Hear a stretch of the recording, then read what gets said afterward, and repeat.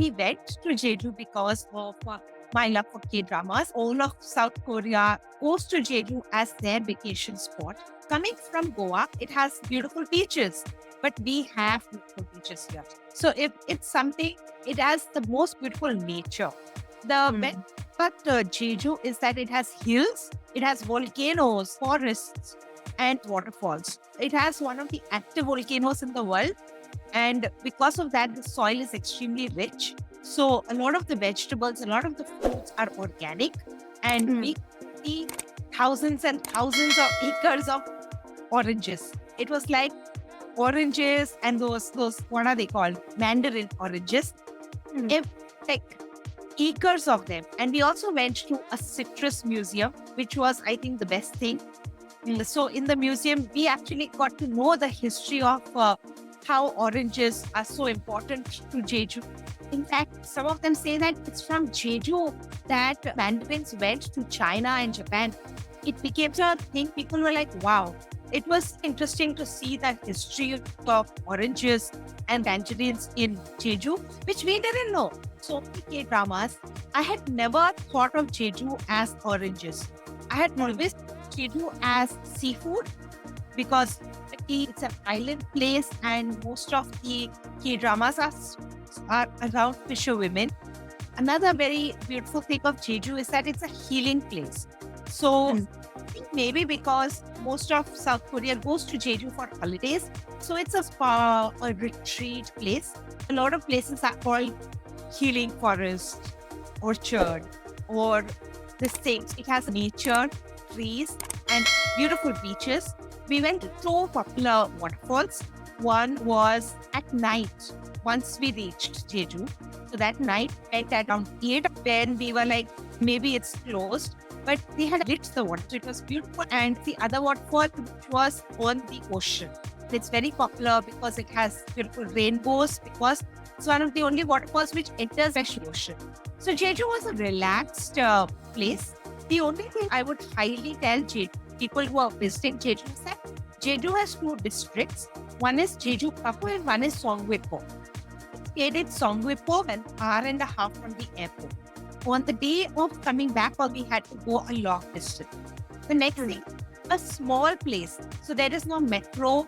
The buses are infrequent. Better that you hire a car or rent a car. Meaning you can your own car. And the other thing is that they accept cash.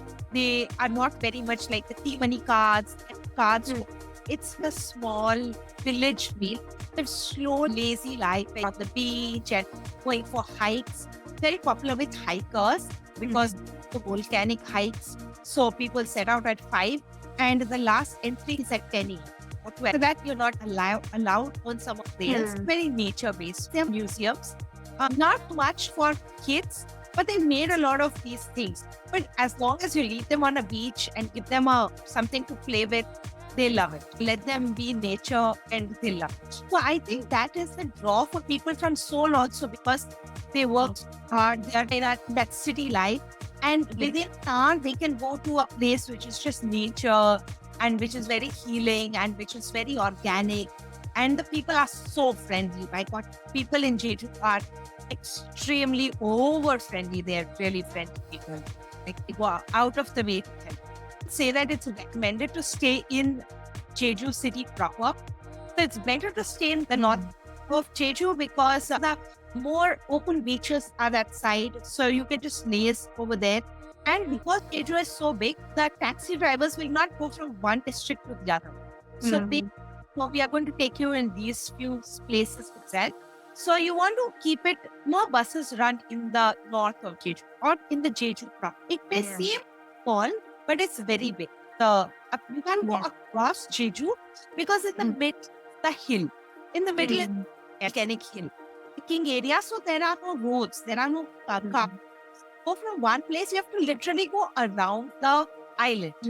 So it's very far. It's very hard to go from one place to the other. So you want to be staying at a place where at least the things that you want to do every day, that means if you're a hiker, you want to stay close to the hiking grounds. If you're going there for the beaches, you want to stay close to the beaches, right? So that is why I would recommend that you stay close to the beach because you're going to go to the beach. Or Mm. a hiker, you want to stay close to the hiking grounds. You just leave your bags and you go off hiking. Think about, do I need to capture? How do I get to the hiking trail? We hired a car for the entire day. The same car took us from the airport. We realized the mistakes that we had made. We were like, oh, this is too far. We got Mm. the same thing like so, oh, we'll take a metro, oh, we'll figure it out, can't figure it out. So we hired him for the entire day and he allowed us to make our own timetable. So according to the timetable, we set out to all these beautiful museums. I wanted to see nature, healing forest, citrus museum, green tea museum, Eden museum, and back to waterfalls and a beach. We made the most of a day rather than trying to figuring it out on your own or renting a car. It's very easy to rent a car from the airport itself. So you rent the airport, do everything, and then you leave the car at the end. Just park anywhere. But for people, especially if you're coming from a planned city like Seoul, it's difficult Mm. then try to figure it. And it's an expensive. Yes, it is cheaper, but Jeju, it might be just an hour's journey, and that even the tickets, the flight tickets are just about 3,500 rupees, Indian rupees, to go from Seoul to Jeju. But the living expenses in Jeju are expensive. The food is it because they are exporting a lot from the mainland. They are getting a lot from the mainland. So things are a little more expensive. Just like any island place, it's more expensive. So it's something that if you accept, it's okay. And they have very beautiful resorts in Jeju. So they have fancy places to stay because the rich of South Korea come to stay. Very much again like Goa, you will get these big in Goa. In a similar way, you will get it in Jeju as well.